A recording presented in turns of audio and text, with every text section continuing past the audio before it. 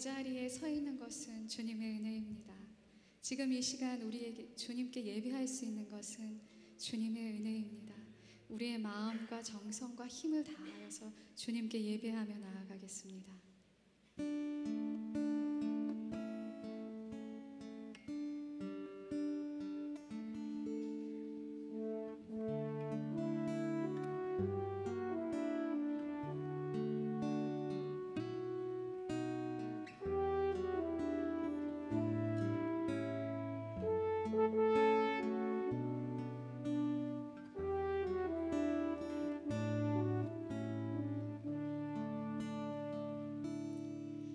내가 지금까지 지내온 것은 주의 은혜라, 주의 은혜라. 지금까지 지내온 것은 내가 지금까지 지내온 것은 주의 은혜라, 주의 은혜라. 지금까지 지내온 것은 그렇습니다. 주님의 은혜입니다. 주의 은혜라, 주의 은혜라. 지금까지 지내온 것은 주의 은혜라,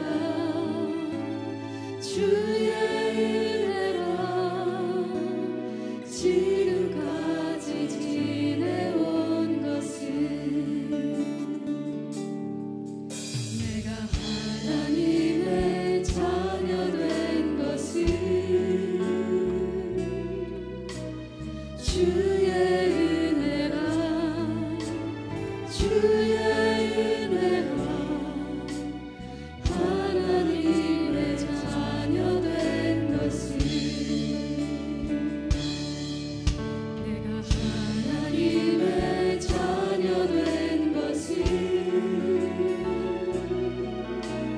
주의 은혜라, 주의 은혜라. 하나님의 자녀 된 것은 주님의 은혜입니다. 주의 은혜라, 주의 은혜라. 하나님의 자녀 된 것은 모두 주의 은혜라, 주의 은혜라. 하나님의 자녀 된 것은 내가 이 자리에 서 있는 것은 모두 주의 은혜라, 주의 은혜라. 이 자리에 서 있는 것, 내가 이 자리에 서 있는 것은 주님의 은혜입니다. 내가 이 자리에 서 있는 것은 주의 은혜라, 주의 은혜라. 이 자리에 서 있는 것은 모두 주님의 은혜입니다. 주의 은혜라, 주의 은혜라. 이 자리에 서 있는 것은 주의 은혜라, 주의 은혜라. 이 자리에 서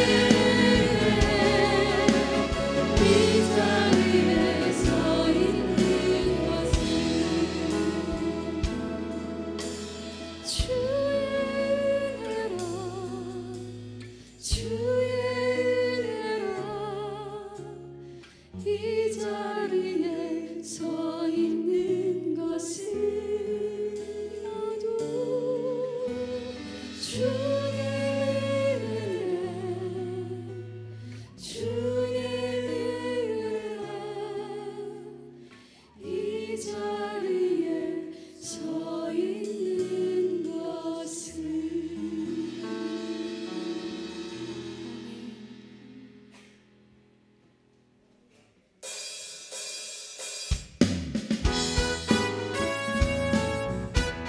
감사드리면서 우리 기쁨으로 박수 치면서 찬양드리겠습니다. 감사함으로 그 문에 들어가는 그의 궁정에 들어가 주께 감사드리며 그 이름을 송축할지 감사함으로 그 문에 들어가면 감사함으로 그 문에 들어가면 그의 궁정에 들어가 주께 감사드리며 그 이름을 송축할지어다네 주님의 기쁨 내게 임하네 나 항상 기쁨 안에서 주 찬양 주님의 기쁨 내게 임하네 나 기쁜 찬송 주께 감사함으로 그 문에 들어가서 감사함으로 그 문에 들어가서 그의 궁정에 들어가 주께 감사드리며 그 이름을 송축할지 주님의 기쁨 내게 임하네 주님의 기쁨 내게 임하네 나 항상 기쁨 안에서 주 찬양 주님의 기쁨 내게 임하네 나 기쁜 찬송 주님의 기쁨 내게 임하네 주님의 기쁨 내게 임하네 나 항상 기쁨 안에서 주 찬양 주님의 기쁨 내게 임하네 나 기쁜 찬송 주께 주님 사랑합니다. 주 사랑해요 온맘 다하여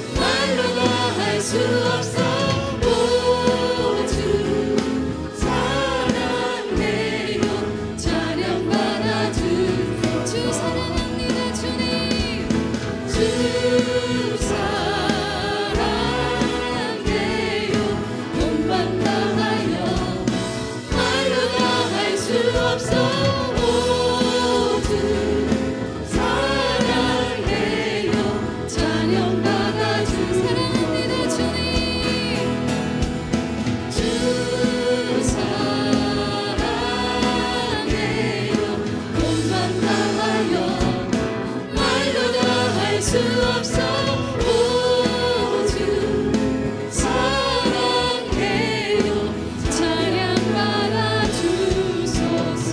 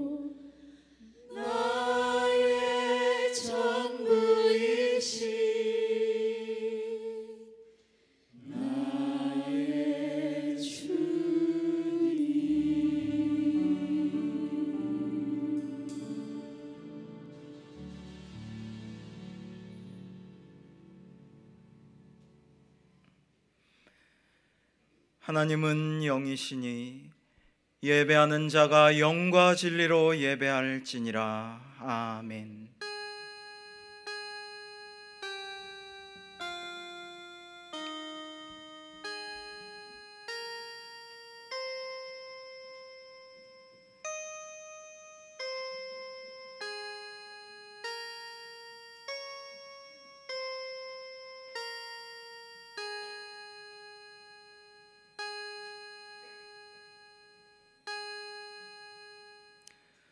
존귀하신 아버지 하나님, 오늘도 저희를 부르시어 주일 예배를 드리게 하심을 감사하옵나이다. 이 시간 거룩한 영으로 임재하시어 저희가 드리는 예배를 받아주시고 홀로 영광을 받으시옵소서. 평화의 왕으로 오신 예수 그리스도의 이름으로 기도하옵나이다. 아멘.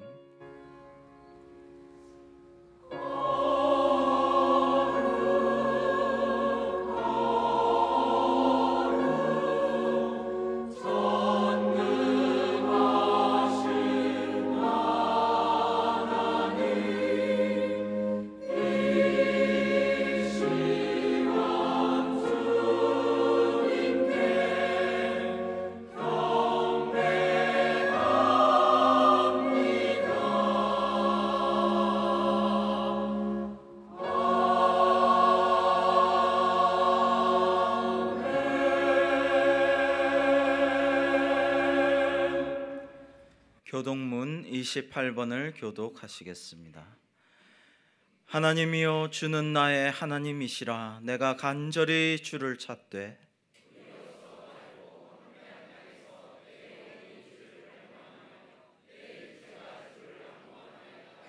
내가 주의 권능과 영광을 보기 위하여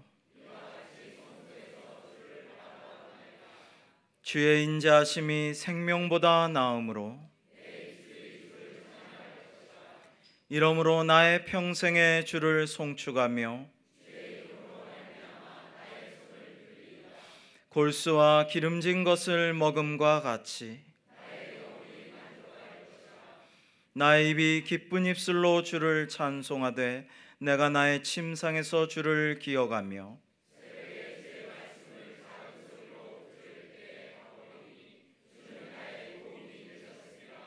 내가 주의 날개 그늘에서 즐겁게 부르리이다. 아멘. 긍휼이 풍성하신 아버지 하나님, 저희들이 험한 세상에 나가 살다가 주님 전에 다시 나아왔습니다. 재난 속에서도 보호하시고 환난과 질고 속에서도 지켜주시고 태풍 속에서도 안위하여 주신 주님, 저희를 그 많은 죄악 중에서도 지켜주시어 오늘도 거룩하신 주님 앞에 나올 수 있게 하신 은혜에 감사를 드립니다. 그러하오나 저희 마음속에 어두운 그림자와 근심이 있음을 주님께서 아십니다. 그것은 저희가 하나님 말씀대로 행하지 못했고 허락하신 귀한 사명을 감당치 못했기 때문입니다. 아버지 하나님, 사랑하라 하시건만 사랑하지 못하였습니다. 빛이 되라 하셨고 일어나 빛을 발하라 하셨건만 어두움과 타협하며 살았습니다. 항상 기뻐하며 범사에 감사하기를 원하셨건만 오히려 원망과 불평 속에 살았습니다.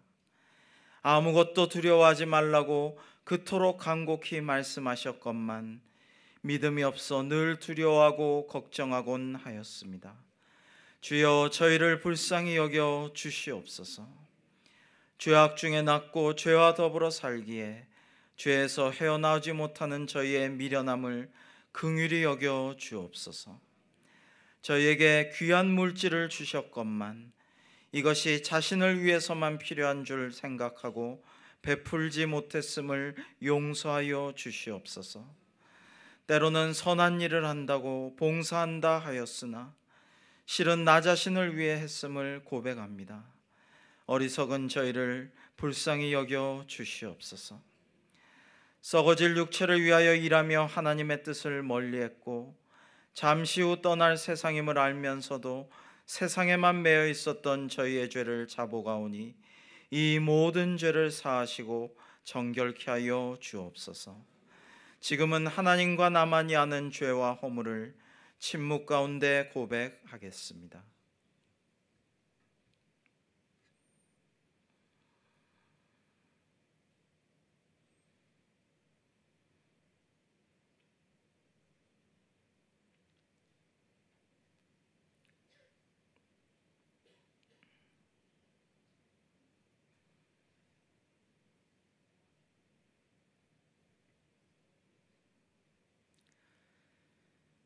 이제 하나님께서 말씀하십니다. 여호와께서 말씀하시되 오라 우리가 서로 변론하자. 너희의 죄가 주홍 같을지라도 눈과 같이 이어질 것이요 진홍같이 붉을지라도 양털같이 이게 되리라. 아멘.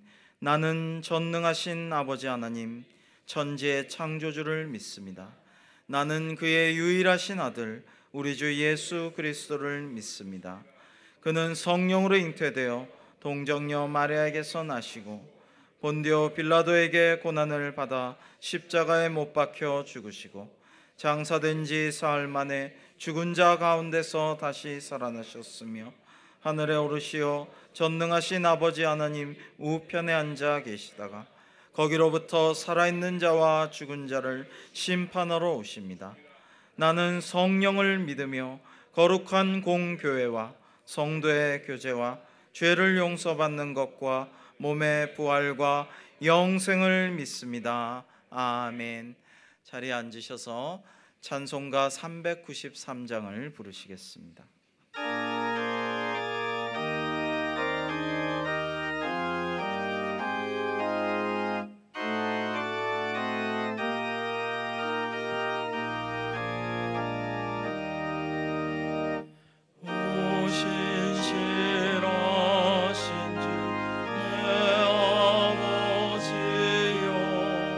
늘 함께 계시니 두려움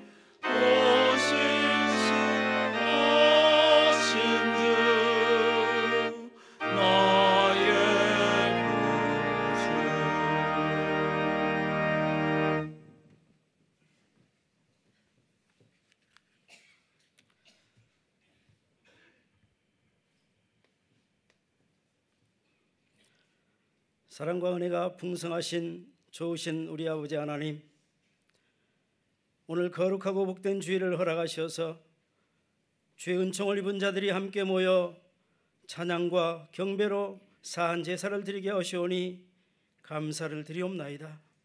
우리를 받으시고 크신 은총을 내려 주시옵소서. 우리의 몸과 마음과 정성을 다하여 아버지 앞에 제사를 드려오니 저희 상한 심령을 받으시고 하나님께서 영광 받아 주시기를 원하고 기도옵나이다. 아담의 자손으로 영원한 죄악으로 죽어야 마땅하지만 하나님의 신실하신 약속으로 독생자를 보내시고 피 흘려 죽기까지 사랑하신 그 은혜를 생각할 때마다 참으로 무한 감사를 드리옵나이다. 믿는 자에게 영생을 허락하시고 아들과 제자로 삼으셔서 약속의 말씀대로 거룩하게 살기를 원하오니 거룩한 주의 성령님이시여 저에게 힘을 주셔서 다윗과 같이 아버지의 마음에 합한 자들로 인쳐주시기만을 간절히 빌고 원하옵나이다. 먼저 하나님 앞에 감사드리옵기는 이 땅에 적신으로 왔사오나 이렇듯 예배와 경배를 드릴 수 있고 사랑과 교제를 나눌 수 있는 교회와 공동체를 허락하신 아버지 하나님께 감사와 찬양을 드리옵나이다. 또한 가정을 주셔서 성령의 은혜로 사랑하는 아내와 함께 자녀를 주 안에서 영위할 수 있게 하시며 자녀를 축복하시는 하나님을 보게 하심도 감사를 드리옵나이다. 우리가 어리석어서 부족하지만 주의 자녀로 살게 하시고 또한 이웃을 위해 중보하며 또한 선교하며 살게 하심도 감사하옵고 우리 이웃된 성도들을 사랑하며 격려하며 주 안에서 동거하며 참으로 감사를 드리옵나이다. 또한 우리의 사업과 직장을 축복하심도 감사하오며 건강하여 주님을 섬기게 하심도 감사를 드리옵나이다. 우리가 사나 죽으나 그리스도의 것이니 이제는 주의 뜻 가운데 믿는 자의 도리를 다하게 하시고 믿음의 본이 되는 삶을 살게 하여 주시옵소서. 참회의 기도 시간에도 아뢰었지만 우리는 부족하여 때론 내 마음이 우선이고 내 삶이 아니 내가 우선일 때가 너무도 많았음을 고백하오니 주여 용서하시고 불쌍히 여겨 주시옵소서. 형제와 이웃을 사랑한다고 입술로는 고백하지만 진정 사랑보다 시기하고 질투하며 상대의 눈 속에 티만 탓하고 보던 우리의 모습도 용서하여 주시옵소서. 주여 원하오니 진심으로 참된 마음 주셔서 이웃을 위해 기도하며 사랑하게 하여 주시옵소서. 주님께서 우리를 용서하신 것 같이 우리도 우리의 이웃을 잘못됨을 용서하게 하시고 믿는 자들이 어려운 사람들에게 작은 예수로 살고 싶습니다. 주님, 그리스도의 편지로 살고 싶습니다. 우리에게 믿음과 은혜를 더하여 주시옵소서. 우리에게 사랑과 겸손으로 섬길 수 있는 은혜를 부어 주시기만을 간절히 빌고 원하옵나이다. 사랑하신 아버지, 우리가 주 안에서 항상 기뻐하고 쉬지 말고 기도하며 범사에 감사하는 자녀로 살게 하여 주시어서 내 영혼이 잘되고 강건하며 일생을 주님의 평강 속에 오직 주님의 은혜로만 살게 하여 주시옵소서.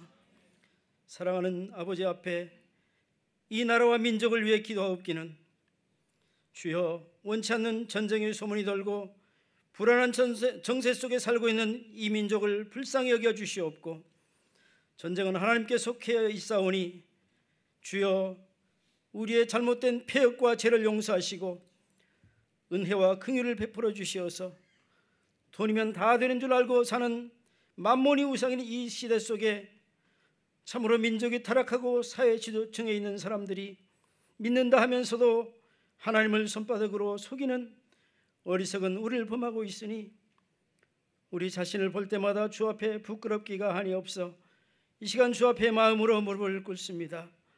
용서하여 주시옵소서. 노아 때와 같이 죄가 관영하고 소돔 고모라와 같이 타락하고 패역하여 참으로 암담할 뿐이오니 주여 의인 10명이 없어 멸망한 소돔 같을까 두렵사오니 이 나라의 대통령부터 온 백성이 하나님의 긍휼을 바라보고 회개하게 하시어서 주님의 다음 없는 사랑받는 백성으로 일어나게 하여 주시옵소서. 그리하여 온 백성이 오직 복음으로 오직 믿음으로 오직 은혜로만 살게 하여 주시옵소서. 은광교회 여름 사역을 은혜 중에 잘 마무리하게 하시니 주여 감사를 드려오며 성경학교와 수련을 통해서 우리 마음의 서원을 하거나 헌신하기로 다짐하였다면 올해가 가기 전에 더 열심히 충성하고 봉사하며 섬기면서 믿음이 성장케 하여 주시옵소서. 미래 세대를 위해 기도하옵기는 우리 교회에서 믿음으로 양육된 기둥 같은 인재들이 많이 나와 교회와 나라를 위해 크게 쓰임받는 인물들을 배출하여 주시옵소서.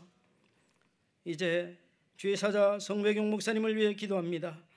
늘 성령 충만케 하시고 영육간에 강건케 하셔서 말씀 사역과 기도로 성도를 섬길 때에 기적과 은혜를 우리가 직접 목도하게 하시오며 목사님의 말씀을 통해 은혜가 충만한 교회, 기도가 응답되는 교회, 성령 충만한 교회로 소문나는 은광교회와 목사님 되게 하여 주시옵소서. 부교육자님들도 같은 은혜 내리셔서 섬길 때마다 주님의 성령께서 친히 능력과 권세로 함께하여 주시옵소서. 또한 성도 중에 병든 자와 억눌린 자, 시험든 자를 위해 기도합기는 예수 이름으로 병이 떠나가고 귀신이 떠나가며 문제가 해결되어 기뻐 뛰며 예수 이름을 찬양하고 우리와 함께 주일마다 성전에서 예배하게 하여 주시옵소서. 그리하여 주님에 대한 감사가 넘치게 하시고 간증으로 예수 이름을 증거하는 자들이 되게 하여 주시옵소서. 오늘 말씀을 기대합니다.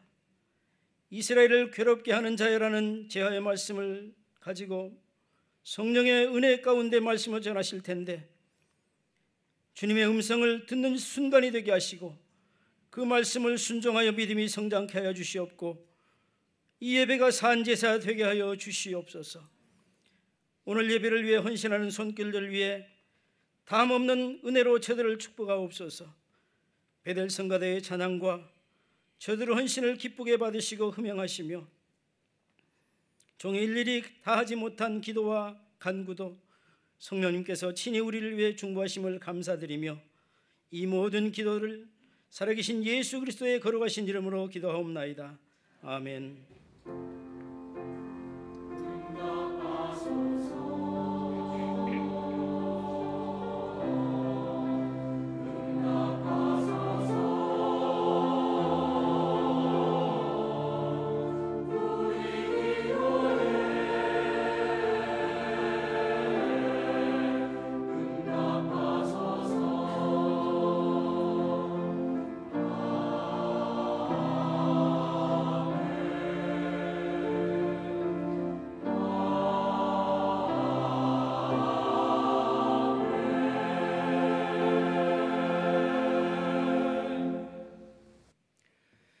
오늘 우리에게 주시는 하나님의 말씀은 열왕기상 18장 1절부터 18절까지의 말씀입니다. 이 계시의 말씀을 읽을 때 살아계신 하나님의 음성을 들으실 수 있기를 바랍니다. 많은 날이 지나고 제3년에 여호와의 말씀이 엘리야에게 임하여 이르시되 너는 가서 아합에게 보이라. 내가 비를 지면에 내리리라. 엘리야가 아합에게 보이려고 가니 그때 사마리아의 기근이 심하였더라. 아합이 왕궁 맡은 자 오바댜를 불렀으니 이 오바댜는 여호와를 지극히 경외하는 자라. 이세벨이 여호와의 선지자들을 멸할 때 오바댜가 선지자 100명을 가지고 50명씩 굴에 숨기고 떡과 물을 먹였더라. 아합이 오바댜에게 이르되 이 땅의 모든 물 근원과 모든 내로 가자. 혹시 꼴을 얻으리라. 그리하면 말과 노새를 살리리니 짐승을 다 잃지 않게 되리라 하고 두 사람이 두루 다닐 땅을 나누어 아합은 홀로 이 길로 가고 오바댜는 홀로 저 길로 가니라. 오바댜가 길에 있을 때 엘리야가 그를 만난지라. 그가 알아보고 엎드려 말하되 내 주 엘리야여 당신이시니이까. 그가 그에게 대답하되 그러하다. 가서 내 주에게 말하기를 엘리야가 여기 있다 하라. 이르되 내가 무슨 죄를 범하였기에 당신이 당신의 종을 아합의 손에 넘겨 죽이게 하려 하시나이까. 당신의 하나님 여호와께서 살아계심을 두고 맹세하노니 내 주께서 사람을 보내어 당신을 찾지 아니한 족속이나 나라가 없었는데 그들이 말하기를 엘리야가 없다 하면 그 나라와 그 족속으로 당신을 보지 못하였다는 맹세를 하게 하였거늘 이제 당신의 말씀이 가서 내 주에게 말하기를 엘리야가 여기 있다라 하시나 내가 당신을 떠나간 후에 여호와의 영이 내가 알지 못하는 곳으로 당신을 이끌어 가시리니 내가 가서 아합에게 말하였다가 그가 당신을 찾지 못하면 내가 죽임을 당하리이다. 당신의 종은 어려서부터 여호와를 경외하는 자라. 이세벨이 여호와의 선지자들을 죽일 때 내가 여호와의 선지자 중에 100명을 50명씩 굴에 숨기고 떡과 물로 먹인 일이 내 주에게 들리지 아니하였나이까. 이제 당신의 말씀이 가서 내 주에게 말하기를 엘리야가 여기 있다라 하시니 그리하면 그가 나를 죽이리이다. 엘리야가 이르되 내가 섬기는 만군의 여호와께서 살아계심을 두고 맹세하노니 내가 오늘 아합에게 보이리라. 오바댜가 가서 아합을 만나 그에게 말하매 아합이 엘리야를 만나러 가다가 엘리야를 볼 때 아합이 그에게 이르되 이스라엘을 괴롭게 하는 자여 너냐? 그가 대답하되 내가 이스라엘을 괴롭게 한 것이 아니라 당신과 당신의 아버지의 집이 괴롭게 하였으니 이는 여호와의 명령을 버렸고 당신이 바알들을 따랐음이라. 이 말씀은 살아계신 하나님의 말씀입니다. 아멘.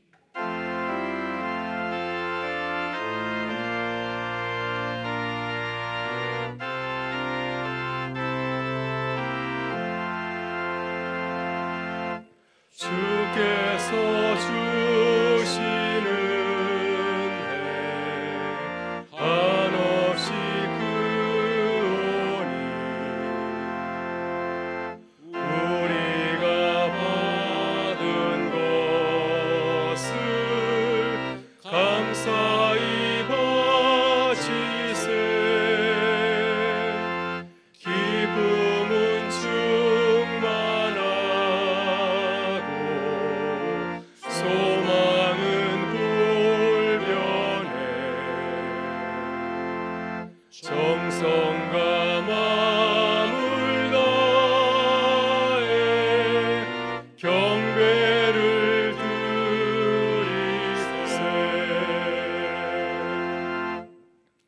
사랑과 은혜가 충만하신 아버지 하나님, 오늘도 사랑하는 주의 백성들이 주 안에서 한 가족을 이루게 하여 주시고 주님께 나와 한 목소리로 한 마음으로 주님을 찬양하고 예배하는 기쁨을 주시니 감사합니다. 주님에게 이렇게 아름다운 가을을 주시니 감사합니다. 이번 가을에는 주님께서 우리를 크게 웃게 하실 줄 믿습니다. 아름다운 수확을 거두게 하실 줄 믿습니다. 가을의 사역들 가운데 놀라운 은혜와 감사가 넘칠 줄 믿습니다. 우리 가정의 치유와 회복과 놀라운 만남이 있을 줄 믿습니다. 무엇보다도 우리의 자녀들이 믿음이 크게 성장하는 기쁨이 있을 줄 믿습니다.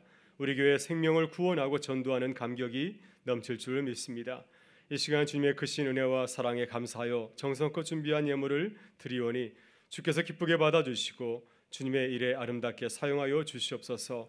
주께 드린 손길마다 세상이 알지 못하는 하늘의 복으로 넉넉히 채워주셔서 주님의 일을 기쁘게 나누고 전하는 영광의 도구로 삼아 주시옵소서. 모든 것 주께 감사드리오며 예수 그리스도의 이름으로 기도드리옵나이다. 아멘.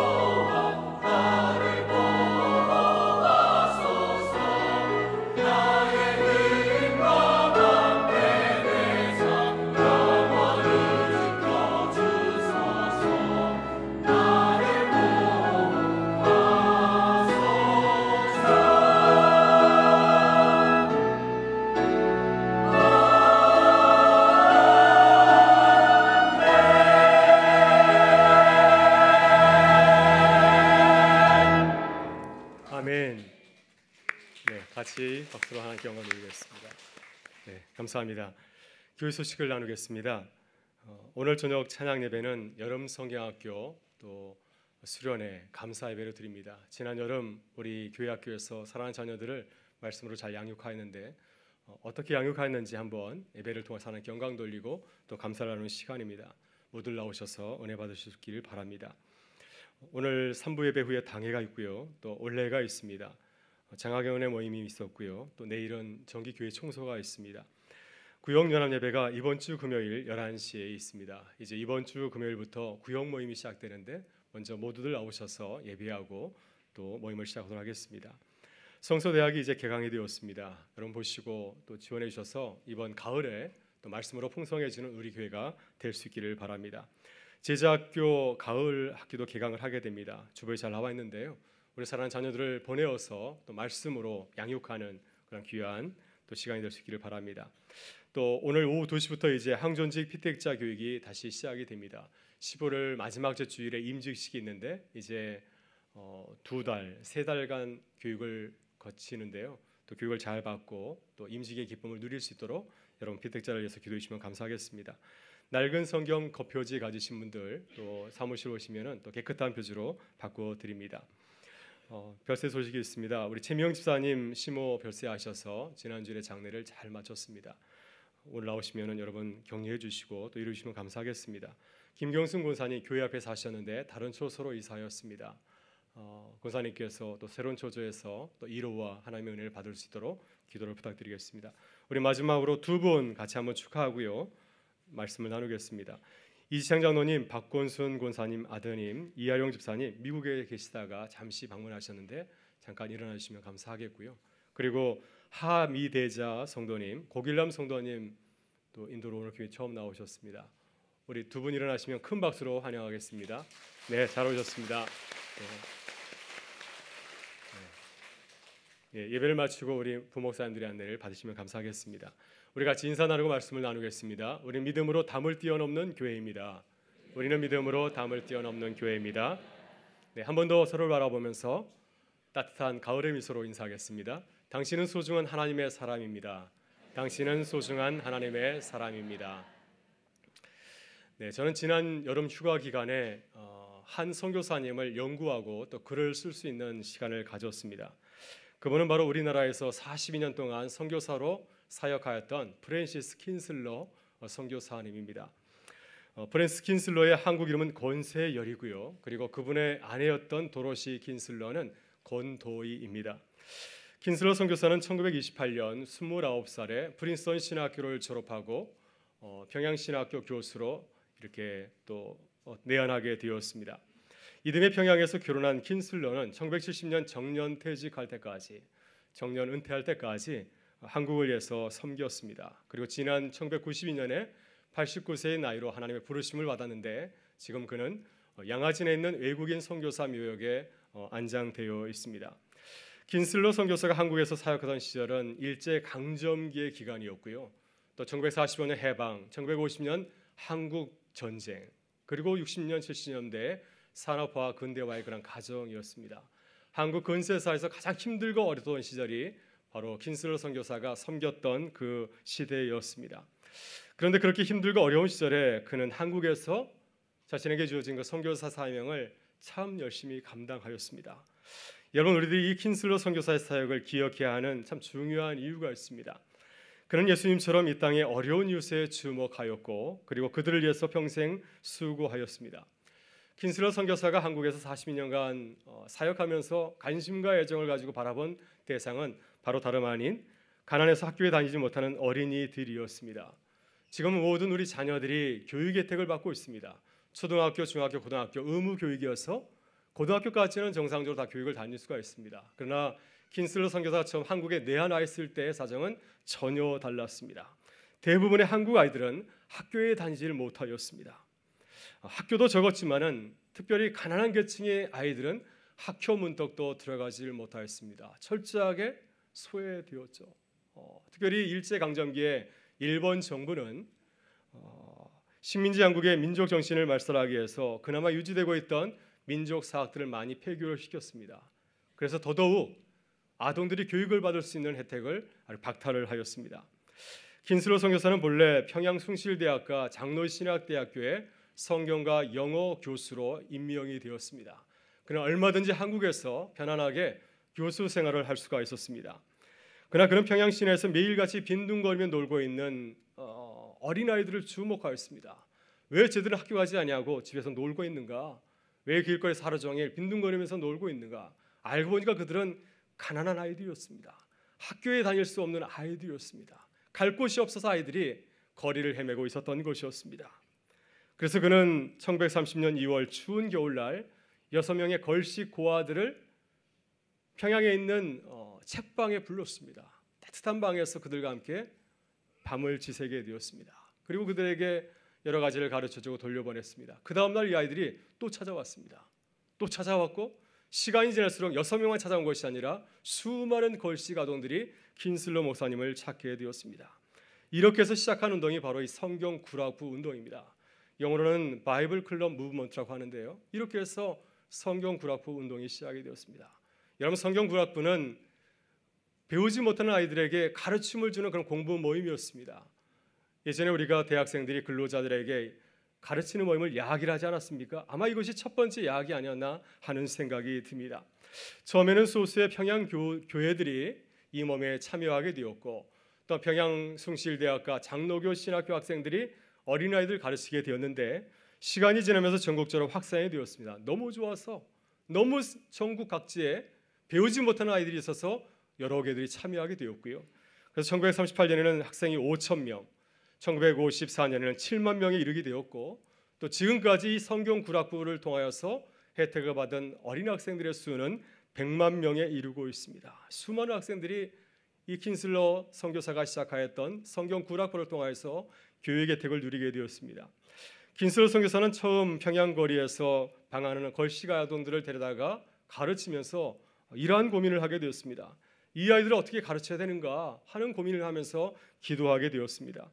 그러다가 성경 말씀을 묵상할 때 이들에 대한 좋은 교육의 모델을 찾게 되었습니다. 바로 그것이 루가복음 2장 52절에 나오는 소년 예수님의 생활 모습입니다. 예수는 지혜와 키가 자라가며 하나님과 사람에게 더욱 사랑스러워 가시더라.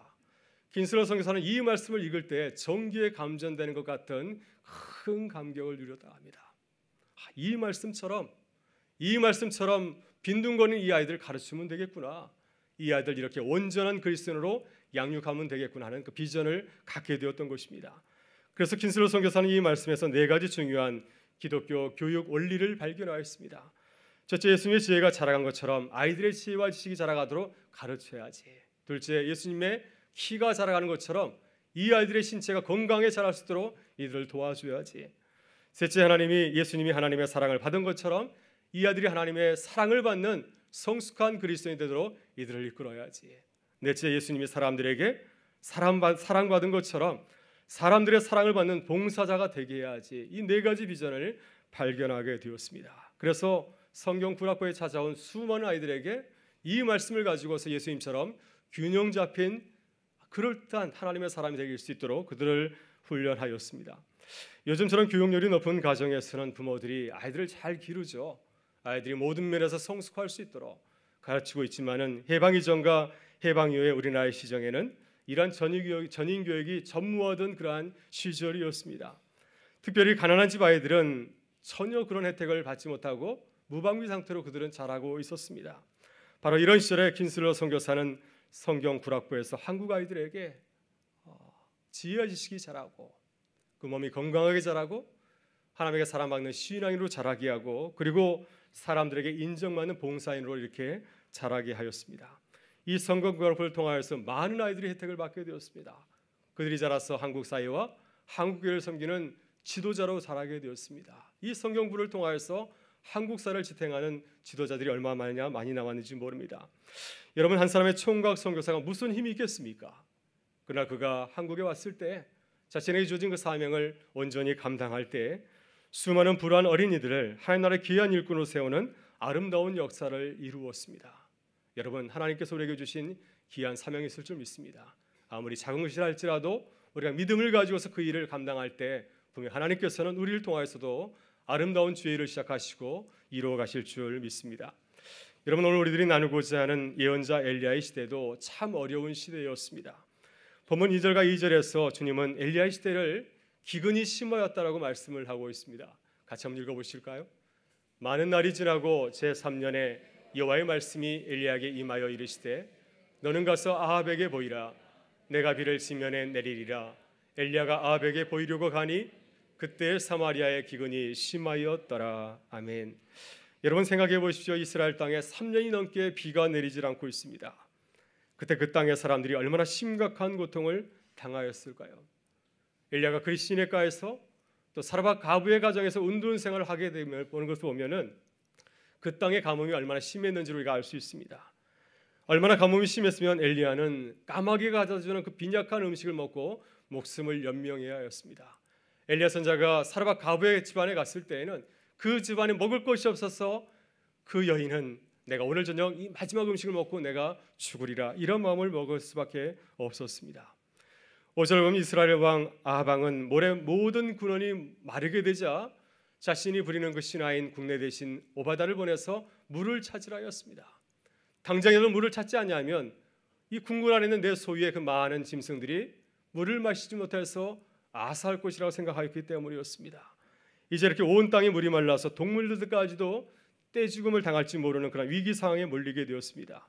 이렇게 엘리야는 심각한 가뭄의 시대를 살아가야 되는 하나님의 사람이었습니다. 그러나 선지자 엘리야를 더욱 힘들게 하고 좌절케 만든 것은 바로 영적인 고난과 박해였습니다. 사실 지금 이스라엘이 이렇게 심각한 기근을 겪고 있는 것은 누구의 죄 때문입니까? 바로 아합 왕 때문이었습니다. 그러니까 하나님을 섬기지 못하고 거짓 우상으로 섬기고 있었기 때문에 이 땅 가운데 하나님께 주신 기근이 찾아온 것이 아니겠습니까? 그러나 아합 왕은 이렇게 심각한 가뭄을 겪고 있으면서도 자신의 잘못을 뉘우치고 돌아서질 못하였습니다. 이 모든 잘못을 다른 사람에게 돌리고 있습니다. 엘리야에게 모든 책임을 돌리고 심지어 그를 죽이려고까지 하였습니다. 본문 17절에서 아합은 엘리야를 만났을 때 이렇게 엘리야를 힐난하고 있습니다. 같이 한번 읽어보겠습니다. 엘리야를 볼 때 아합이 그에게 이르되 이스라엘을 괴롭게 하는 자여 너냐. 네. 이스라엘에 이렇게 심각한 가뭄 사태가 벌어진 것은 누구의 죄 때문입니까? 바로 엘리야 때문이라고 하는 것입니다. 이스라엘을 괴롭게 하는 자는 바로 이 엘리야 때문이라고 말씀을 하고 있습니다. 엘리야가 얼마나 억울했을까요? 얼마나 억울했겠습니까? 이것이 엘리야가 감당해야 되는 그런 사명의 자리였습니다. 여러분, 오늘 하나님께서 우리에게 주신 사명의 자리는 어떻습니까? 우리에게 주신 사명의 자리도 결코 녹록치 않죠. 엘리야처럼 우리도 참 힘들고 어려운 시대를 살아가고 있고 또 때때로 우리가 주님을 믿는다는 그 이유만을 가지고서 억울하게 욕을 얻어맞고 또 누명을 씌울 때가 또 얼마나 많이 있습니까? 여러분, 그렇다고 우리는 이 어려운 시대에 어떻게 믿음으로의 사람으로 살아가야 되겠습니까? 오늘 우리는 믿음의 사람 오바다와 엘리야의 삶을 살펴보면서 은혜를 나누고자 합니다. 이 두 사람은 참으로 어려운 시대를 살아갔던 하나님의 사람들이었습니다. 그런데 그들은 어떻게 이 어려운 시대를 살아갔습니까? 여러분, 첫째 우리는 세상에서 하나님을 예배하는 신앙이라는 사실을 기억해야 될 줄 믿습니다. 본문 3절과 4절의 말씀을 한번 같이 읽어볼까요? 아합이 왕궁을 맡은 자 오바다를 불렀으니 이 오바다는 여호와를 지극히 경외하는 자라. 이세벨이 여호와의 선지자들을 멸할 때에 오바다가 선지자 100명을 가지고 50명씩 굴에 숨기고 떡과 물을 먹였더라. 아멘. 여러분, 오바다는 아합 왕의 신하였습니다. 그의 직위는 상당히 높은 간직을 갖고 있었습니다. 아합 왕의 궁궐을 담당하는 책임을 지닌 신하였습니다. 요즘으로 치면은 대통령 비서실장이 아닐까 싶습니다. 상당히 높은 지위에 있습니다. 그의 간직을 볼 때 그는 세상과 타협한 신하인이라 할 수 있습니다. 불의한 우상을 섬기는 아합 아래서 일하는 일꾼이었습니다. 어떻게 신하인으로서 바알을 섬기는 왕의 신하가 될 수 있을까? 우리는 얼마든지 그를 비난할 수 있습니다. 지금 이스라엘이 이렇게 심각한 문제를 겪고 있는 것은, 아합의 정부가 돌아서지 못한 것은 이 같은 오바다 같은 그런 신하가 있기 때문에 그런 것이 아닙니까? 라고 우리가 그를 욕하고 비난할 수가 있습니다. 사실 요즘 많은 사람들이 그리스도인 정치가들, 기독교 정치인들, 위정자들을 욕하고 비난할 때가 있습니다. 어떻게 그리스도인이면서 그렇게 살 수 있는가? 왜 세상 가운데서 선한 영향력을 행사하지 못하는가 말들을 하곤 합니다. 그러나 사실 우리는 그들이 어떤 삶의 자리에서 살아가는지 잘 알지 못하죠. 어쩌면 그들은 보통의 그리스도인들보다도 훨씬 더 심각한 영적인 전쟁을 벌이면서 날마다 기도하면서 하루하루를 살아가고 있는지 모릅니다.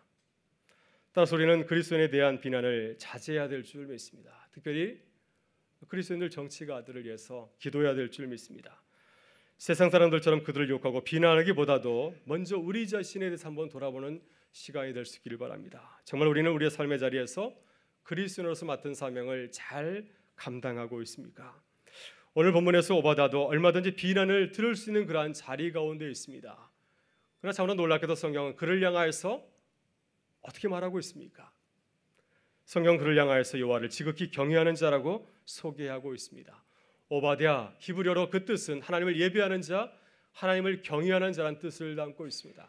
하나님 보시기에 오바댜는 하나님을 지극히 경외하는 자였다고 하는 것입니다. 여러분, 그렇다면 우리가 어떻게 이 사실을 알 수 있습니까? 오늘 성경은 이 국내 대신 오바댜와 이스라엘 왕 아합을 이 두 사람을 비교하고 있습니다.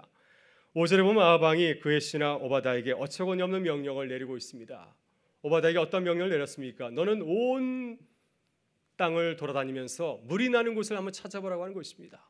어디에서 물이 나는지 그 근원을 찾아서 나에게 보고하라는 것입니다. 그러면 내가 가지고 있는 말과 노새를 살릴 수 있다고, 어서 빨리 가서 물을 찾아보라고 이렇게 명령을 하고 있습니다. 여러분, 지금 이스라엘은 비가 3년 동안 내리지 않아서 먹을 물이 없습니다. 심지어 아합 왕의 왕궁에서도 식수가 끊겨져 가고 있습니다. 그러자 아합 왕은 왕으로서 국내 대신 오베다에게 물을 구해보라고 명령을 내린 것이죠. 이곳저곳 돌아다니면서 물을 찾아오라고 하는 것입니다. 여러분, 그런데 아합 왕이 이렇게 국내 대신 오베다에게 물을 찾아보라고 명령을 내린 그 이유가 무엇입니까? 다른 백성들, 물이 없어 죽어가는 사람들을 살리기 위해서 물을 찾아보라고 하신가요? 그것이 아니었습니다. 내가 부리는 내 말, 내 노새를 살리기 위해서 물을 어서 빨리 구해오라고 하는 것입니다. 이렇게 아합은 지극히 이기적이고 자기밖에 모르는 사람이었습니다. 이런 사람이 한 나라의 왕이니까 이 나라에 이렇게 심각한 가뭄의 사태가 벌어진 것이 아니겠습니까? 그나 비해서 오베다는 어떻게 3년간 기근의 때에 행동하였습니까? 그는 나를 위해서 살지 아니하고 목숨을 걸고 하나님의 선지자들을 구하였습니다. 이세벨과 아합 왕이 하나님의 사람을 죽이려고 할 때 이 오바다는 은밀하게 100명의 선지자를 구하여서 50명씩 아주 깊은 동굴 속에 숨겨두었습니다. 오바다는 그들을 구하고 나서 동굴에 숨겨둔 것을 그치지 아니하고 이 100명의 선지자들에게 매일같이 먹을 것과 마실 물을 구해다 주었습니다. 하루 이틀 도운 것이 아니라 무려 3년 동안 그들을 먹이고 입힌 것이었습니다. 여러분, 하나님께서 엘리야에게 까마귀를 보내서 그들을 엘리야 선지자를 공개하셨는데 지금 이 오바다가 까마귀 역할을 하고 있는 것이죠. 은밀히 숨겨둔 100명의 선지자를 살리기 위해서 그는 가진 힘을 다하여서 이 음식과 물을 제공하고 있습니다. 한 명도 아니고 100명의 선지자들에게 떡과 물을 보내서 그들을 살렸습니다. 여러분, 오바다는 자신의 높은 간직과 그 특권을 나를 위해서 살지 아니하고 하나님을 위해서 사용하였습니다. 만일 이 일이 발각나면은 그는 죽일지도 모르죠. 하루아침에 모든 것을 다 잃어버릴 수도 있습니다. 그러나 오바다는 어려움에 처한 이웃들을 위해서 목숨을 걸고 실천하였던 하나님을 사랑하는 자였습니다. 하나님을 예배하는 자였습니다. 여러분, 우리의 삶의 자리에서 항상 주님을 예배하는 자가 되실 수 있기를 바랍니다. 하나님께서 우리에게 주신 지위와 특권을 우리 자신을 위해서 사용하지 아니하고 하나님 나라를 위해서 항상 아름답게 사용하는 주님의 사람들 되실 수 있기를 바랍니다. 그러면 주님께서 주님을 예배하는 자로 높이시고 또 우리를 통하여서 주님의 일을 이루어 가실 줄 믿습니다. 둘째, 우리는 세상에서 불이익을 당할지 모르는 어려운 순간에도 어떻게 살아야 되겠습니까? 우리는 항상 하나님이 우리의 우선순위가 되어야 될 줄 믿습니다. 본문 7절과 8절을 보게 되면 오바다는 엘리야 선지자를 만나게 되었습니다. 엘리야 선지자가 오바다가 도저히 따르기 힘든 명령을 내리고 있습니다. 같이 한번 7절과 8절의 말씀을 읽어보겠습니다. 오바다가 길에 있을 때 엘리야가 그를 만난지라 그가 알아보고 엎드려 말하되 내 주 엘리야여 당신이시니까 그가 그에게 대답하되 그러하다 가서 내 주에게 말하기를 엘리야가 여기 있다 하라. 아멘. 네, 오바다는 아합 왕의 명령을 듣고 이제 물을 찾으러 돌아다니다가 하나님의 사람 엘리야를 만나게 되었습니다. 엘리야를 만났을 때 오바다가 어떻게 대하나요? 여러분, 오바다는 이스라엘에서 제법 높은 지위에 있는 사람입니다. 왕의 국내 대신입니다. 그에 비해서 엘리야는 아무런 권력도 없는 사람이죠. 시골 목사에 불과하고 또 그는 지금 왕의 추적을 받고 있는 지명 수배자입니다. 그렇다면 얼마든지 오베다가 하나님의 사람 엘리야에게 함부로 대할 수 있습니다. 그러나 오베다는 엘리야 선지자를 어떻게 대하였습니까? 엘리야를 알아보았을 때 그 앞뒤에 앞들여서 그에게 절하였습니다. 그리고 말합니다. 내 주 엘리야여 당신이시니까. 엘리야를 향하여서 바알보다 더 높은 존칭을 사용하여서 그를 높였습니다. 내 주인 엘리야여 당신이시니까 하면서 하나님의 사람 엘리야를 높여서 부르고 있는 걸 보게 됩니다. 여러분, 이렇게 오바다는 하나님 앞에서 자신을 겸손하게 낮추는 사람이었습니다. 여러분, 우리도 누굴 만나더라도 항상 우리 자신을 낮추고 또 상대방을 높이는 주님의 사람을 되실 수 있기를 바랍니다. 이것이 하나님을 높이고 살아가는, 하나님을 우선순위에 두고 살아가는 신앙인의 모습인 줄 믿습니다. 그런데 오바다에게 아주 심각한 문제가 생겼습니다. 엘리야 선지자가 그에게 도저히 따르기 힘든 말씀을 내린 것이었습니다. 어떤 말씀을 내렸습니까? 지금 오바다에게 아방에 가서 엘리야를 찾았다는 소식을 전하라고 하는 것입니다. 만약 이 말씀을 듣고 가서 엘리야가 찾았다는 소식을 아방에 전했을 때 그 소식을 알게 된다면 아방이 그를 어떻게 대하겠습니까? 만약 엘리야를 다시 찾지 못하게 되면은 이 오바다의 운명이, 목숨이 떨어질지도 모르는 그러한 상황이었습니다. 죽음을 당할지도 모르는 그러한 상황이었습니다. 그래서 오바다는 엘리야 선지자에게 이 부탁을 내리지 말라고, 거두어 달라고 간청을 합니다. 그 내용이 9절부터 14절까지 길게 나와 있습니다. 한마디로 엘리야의 말씀은 위험하기 때문에 도저히 따를 수 없다고 하는 것이었습니다. 여러분, 우리는 얼마든지 오바다의 입장을 이해할 수 있습니다. 9절에 보면 오바다가 이렇게 말합니다. 내가 당신의 말씀을 들으면은 내가 아방의 손에 죽임을 당할지 모릅니다. 오바다는 지금 엘리야의 말씀이 너무 억울하다고 하는 것이죠. 지금까지 내가 목숨을 걸고 100명의 하나님의 사람들을 공개하였는데 어떻게 나에게 이런 명령을 내릴 수가 있습니까? 내가 밖에 쉬기에 주님을 위해서 얼마나 많은 노력을 하였습니까? 그렇다면 나를 칭찬하고 격려해야 되는데 어떻게 나에게 더 위험한 일을 맡기고 있습니까? 그래서 14절을 보게 되면 오바다가 이렇게 항변하고 있습니다. 이제 당신의 말씀이 가서 내 주에게 말하기를 엘리야가 여기 있다 하라 하시니 그리하면 그가 나를 죽이리라. 내가 당신의 말씀을 따르면 아방이 나를 죽일 거라고 하는 것입니다. 여러분, 에스더를 보게 되면은 왕비 에스더도 오바다와 같은 상황에 놓여 있습니다. 하루는 모르드게가 그의 사촌인 사촌 오빠죠 와서 에스더에게 하만의 유대인 동족 몰살 소식을 전하였습니다. 지금 하만이 유대인들을 죽이려고 하니까 당신의 남편 아하수에게 왕에게 가서 이 사실을 알리라고 하는 것이었습니다. 그때 에스더는 기쁘게 그 말씀에 순종하지 못하였습니다. 왜냐하면 왕이 부르지 않은데 그 앞에 나갔을 때에는 잘못하면 죽임을 당할 수도 있기 때문입니다. 내가 왕 앞에 나갔는데 왕이 나를 기쁘게 맞이하지 않냐면은 나는 그 자리에서 죽임을 당할 수 있기 때문입니다. 그래서 에스더는 그 청을 거절합니다. 이런 본문에서 오바다는 엘리야의 말씀을 듣고 어떻게 하였습니까? 포기하였습니까? 자칫하면 내 목숨을 잃을지 모르기 때문에 그 말씀을 포기하고 돌아섰습니까? 오바다는 끝까지 포기한 것이 아니라 마지막 순간에 주의 말씀을 매순종하였습니다. 16절을 보게 되면 그는 아합에게 가서 엘리야에 대해서 고하였습니다. 하나님은 오바다에게 중요한 명령을 내렸습니다. 어떤 명령을 내렸습니까? 엘리야와 아합 왕이 서로 만나게 하는 그 역할을 그에게 준 것이었습니다. 이 일이 참으로 힘들고 어려운 일이었지만은 그러나 오바다는 자신에게 주신 그 사명에 순종하였습니다. 그리할 때 드디어 아합 왕과 엘리야가 만날 수 있는 그 길을 열어주셔서 하나님의 귀한 구원의 사역을 이루어갈 수가 있었습니다. 여러분, 에스더도 죽음을 당할지 모르는 상황이었지만 하나님을 선택하였습니다. 에스더는 왕에게 나아가면서 위대한 신앙 고백을 하였습니다. 내가 금식한 후에 규례를 어기고 왕에게 나아가리니 죽으면 죽으리이다. 내가 왕 앞에 나가는 것이 내게 죽임에 처하는 어려움이 될다 할지라도 이것이 하나님의 뜻이라고 한다면 내가 주의 말씀에 순종하겠다고 하는 것입니다. 죽으면 죽으리이다. 여러분, 세상에 살다 보면 도저히 따르기 힘든 순간들이 있습니다. 내가 주의 말씀대로 정직하게 살면 내가 큰 일을 당하겠구나. 내가 이 말씀대로 살면은 내가 이 공동체 안에서 내가 망신을 당할지도 모르겠다. 그러나 항상 무슨 일을 하든지 하나님 앞에서 하나님을 우선순위에 두고 결정하실 수 있기를 바랍니다. 항상 하나님을 예배하고 하나님을 경외하는 자로 승리하실 수 있기를 바랍니다. 그러면 주님께서 우리의 모습을 통하여서 영광 받아주시고 또 우리를 통하여서 주의 일을 이루어 가실 줄 믿습니다. 마지막으로 우리는 세상에서 욕을 먹을 때에도 어떻게 해야 되겠습니까? 우리는 그 자리에서도 담대하게 주의 말씀을 전하고 또 우리의 사명을 감당해야 될 줄 믿습니다. 엘리야 선지자는 아합에게서 도저히 들을 수 없는 모독을 당하였습니다. 이스라엘을 괴롭게 하는 자가 바로 너냐? 혹시 우리도 주변 사람들에게 이런 욕을 얻어 먹은 적이 있으신가요? 당신 때문에 되는 일이 없어. 당신이 우리와 함께 있기 때문에 이렇게 일이 되지 않는가 하면서 모든 책임을 뒤집어 쓰는 그런 어려움을 당한 적이 있으십니까? 혹시 이러한 욕과 저주를 들었다면 기뻐하실 수 있기를 바랍니다.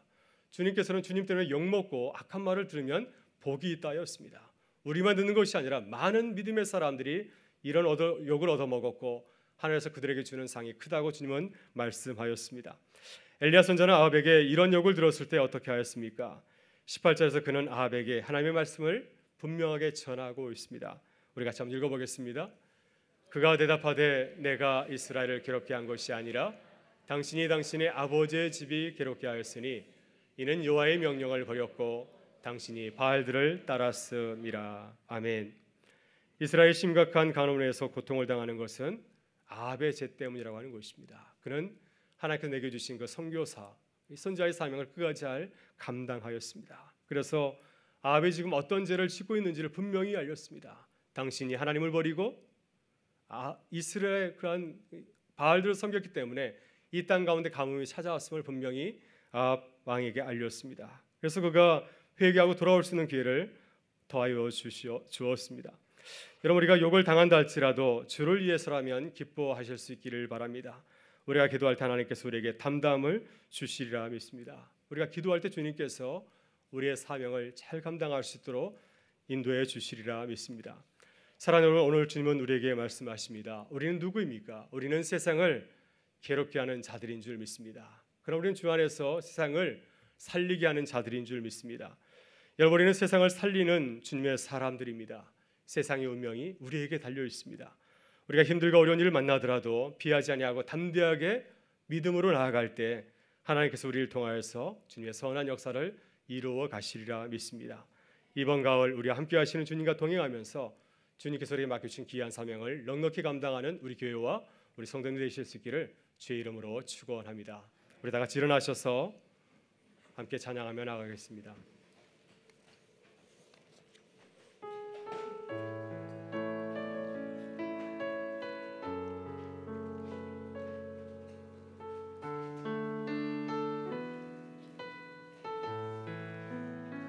우리 오늘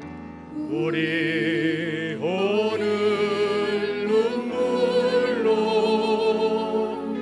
하나님의 씨앗을 심는다. 꿈꿀 수 없어 무너진 가슴에 저들의 푸른 꿈 다시 돋아나도록 우리 함께 땀 흘려 소망의 길을 만든다.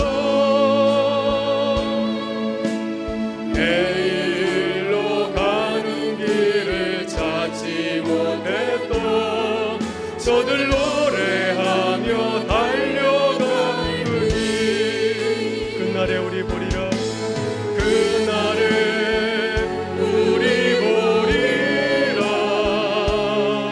새벽 이슬 같은 저들 일어나 뜨거운 가슴 사랑의 손으로 이 땅 치유하며 행진할 때 오래 함께하였던